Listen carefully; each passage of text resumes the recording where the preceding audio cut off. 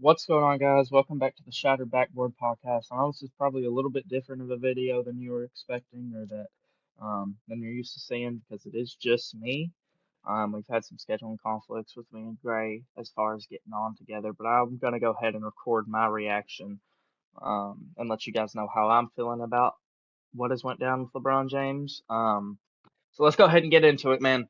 LeBron James has signed a 2-year, $8 million contract to play his final stretch with the Philadelphia 76ers.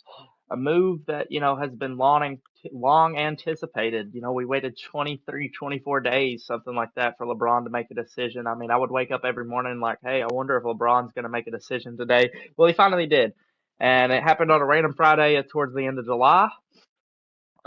So let's get into it, man. Let's talk about what this does for this 76ers team.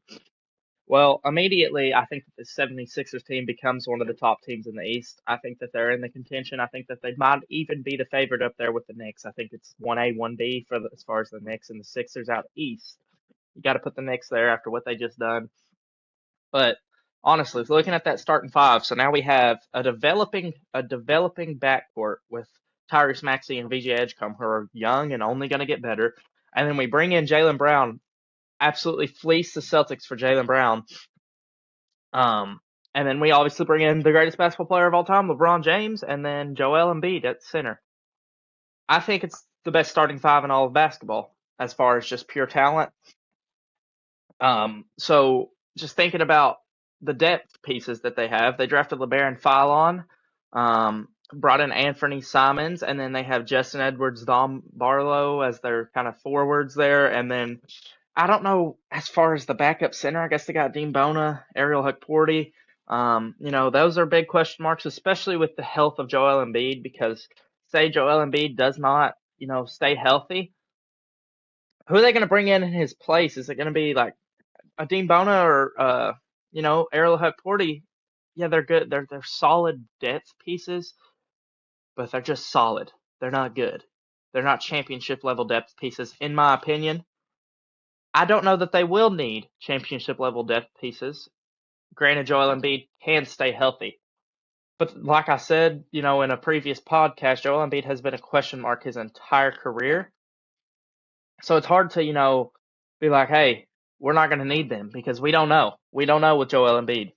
And, Tyrese Maxey has been elite. Elite. And, it's not like he needs depth, but, hypothetically, let's say Tyrese Maxey just doesn't perform this year, or Tyrese Maxey, goes down with an injury. How much can Philadelphia rely on a rookie? A late round rookie as that, 22nd overall pick, LeBaron Fallon. I think he's a great player. I'm really high on LeBaron Fallon. But how much can you rely on a rookie's production on a championship team this year? It's a question mark. There's a couple instances where there has been rookies perform on championship level teams. We saw it this past season with Dylan Harper. I think that he was one of the better players, better key pieces for this Spurs team and on their run. Granted, they didn't win the championship, but still he got them that far. He had some great games in the postseason. Dylan Harper's going to be a special player, but we don't know with LeBaron Fallon yet. We don't. I really do like the addition of Anthony Simons, though. I think he brings, some speed, some adrenaline off that bench. That's something they were kind of lacking. They had Dalen Terry, but I just don't see that, him being such an impact player there, especially with the loss of Quentin Grimes. Loss of Quentin Grimes hurts them a lot. And then Justin Edwards. Let's talk about Justin Edwards. I'm high on Justin Edwards. I've been high on Justin Edwards since he was in a Kentucky basketball uniform because I am a Kentucky fan. I watched so many games with him. He played on that team with Reed Sheppard, who is my favorite player. So I watched so many games with him. I'm a big Justin Edwards fan. I think that he has the ability to stretch and guard all the way down to a 5 position, I think. And I think that he, brings some hustle off the bench. He brings just, a spark off that bench, and I think that he's going to be great. And then let's talk about their newest addition in this offseason outside of Jaylen Brown and LeBron James, Dean Wade. Dean Wade went from when they signed him, bringing in that starting spot to now he's going to be the first guy off the bench. I love it. LeBron teams up with D Wade again. I love it. Dean Wade is, a great player. He's going to bring experience. He's going to bring size. He's going to bring quickness. He's going to bring all that off the bench, as relief for, LeBron, because LeBron's going to be 42 years old come December 30th. And, he's not going to be able to play 40 minutes a game. We know that. We know that with his age. We know that he's not going to have to, especially with Dean Wade coming in to relieve him off the bench. Now, let's go ahead and talk about this contract that LeBron James signed for. Let's go ahead and pull this up real quick. Um, LeBron James signed a 2-year, $8 million contract. This season he is set to make $3.9 million. So I mean, it's basically a veteran minimum. LeBron said it himself. Um, I'm not out here, it's not for money, it's not for anything like that. He's here to, make an impact on a winning championship level team. And I think that by him signing to Philadelphia, I think that's a great sign. I think that, it backs up what he said. He wants to compete for a championship, and I think that Philadelphia was one of the destinations that gave him the best chance to do that. Um, and, LeBron is going to make an impact. Um, And he's not going to have to be that 20 point a game scorer. He's not going to have to go out there and give you, 25, 5, and 5, because he's got Tyrese Maxey. They've got Joel Embiid. They've got VJ Edgecombe. They've got Jaylen Brown. Like, they've got the pieces around him. LeBron might not even be the fourth option on that team. He might be fifth, depending on the development of VJ Edgecombe. So I'm just interested to see, how many games this team can last together, if they can stay healthy, and if they can, I think that puts them into that 1A, 1B slot with the Knicks there in the Eastern Conference. I think they're a championship team. I think they have their ceiling is a championship team. Their floor is an Eastern Conference Finals team. Granted, they all stay healthy. So it's going to be fun to watch that team.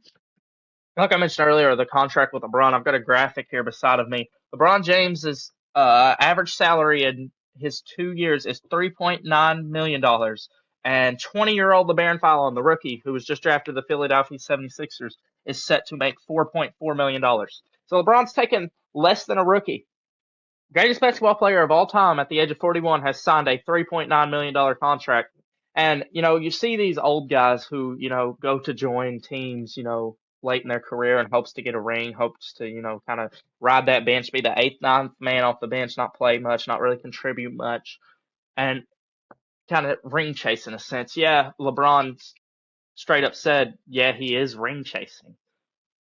But I don't see it as the same as, some of these guys who straight up just were going to go just be there for the experience and kind of not contribute to a championship team. LeBron James is going to contribute to whatever team he joined. Whatever championship team he joins, he's going to contribute and he's going to thrive on that team. So it's not so much a ring chase. It's him, hey, wherever I'm going, I'm going to make this team better. That team's going to take a jump to become a championship team. It's not going to be I'm just going, they're going to win a championship. I'm not going to do it much. Like, hey, I'm going to still get an A on the group project. It's not something like that. LeBron is part of the group project. He's putting his 50 cents in. He's putting the effort in, and he's going to contribute and he's going to do great for this Philadelphia 76ers team if all the pieces around him mesh well together. We have not seen Jaylen Brown play a single game with this Philadelphia team. We haven't seen LeBron, so we've got two players in this starting five who have not played a single game with the other three. So it's interesting. We're going to have to see their chemistry develop. Hopefully it starts to develop now. That way, comes season time, they're flowing together.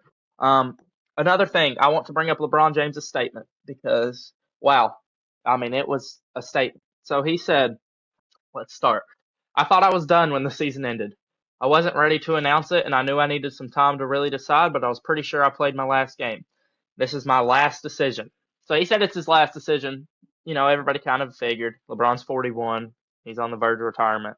I'm glad it wasn't last year. I'm glad he didn't straight up go out and just not tell anybody he was retiring and then just retire. So, but like I said earlier, let's resume. I'm not going for money. I'm not going for family. What am I really playing for at this point? I still want to sacrifice. I still want to work. I still want to grind. I still want to compete to win and to have a chance at the feeling of winning another championship. So like I said, metaphorically, like straight up, he said, "I'm ring chasing," but he's not going to chase a ring without contributing. He's going to contribute to winning a ring. He's still ready to grind, he said. He's still ready to sacrifice and work to get that ring. He's not going to just sit back in the passenger seat and let the team win a ring without him.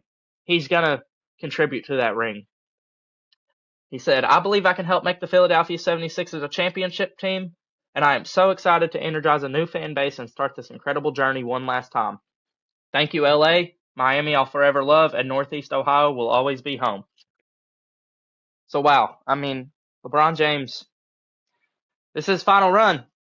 I have not lived a day on this earth and LeBron James not been in the league. So, it's definitely an emotional thing for me to watch. Because like I said, I was born in 2006. LeBron James has been in the league since 2003. Um, I came out of the womb 3 years after LeBron had started his career, and I came out of the womb crying. Not because I was a newborn baby, but because I had realized I missed the first 3 years of LeBron James's career. So it's definitely gonna be different seeing this last half of LeBron, not even last half, these last 2 years of LeBron's career. Um, it's definitely kind of heartbreaking in a way, but I really do hope that LeBron can bring home a ring, another one.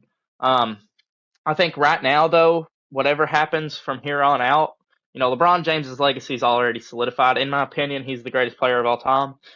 Nothing that happens with Philadelphia is gonna, really sway either direction. If he goes to Philadelphia and isn't successful, well, he's 42 years, gonna be 42 years old. Like his career is basically over. Like everybody, it's like a Jordan Wizards era kind of. But I don't think it'll be that because I think it'll be more like a um what how can I word this? It'll be more like a um hey, I'm just taking a step down, going from that, 25 points per game score in the postseason, having to, really take a big role in the postseason with the previous teams he's been on the rest of his career, to now, hey, I can be that guy who's playing off the ball kind of more and, finding my teammates and relying on them to make more plays than me having to make more plays because he does have the pieces around him and he is going to be 42 years old, like I keep saying. So I'm just kind of I'm excited. I'm a big Philadelphia 76ers guy. I was pre LeBron, pre Jalen Brown, pre all of this. I think they're fun to watch.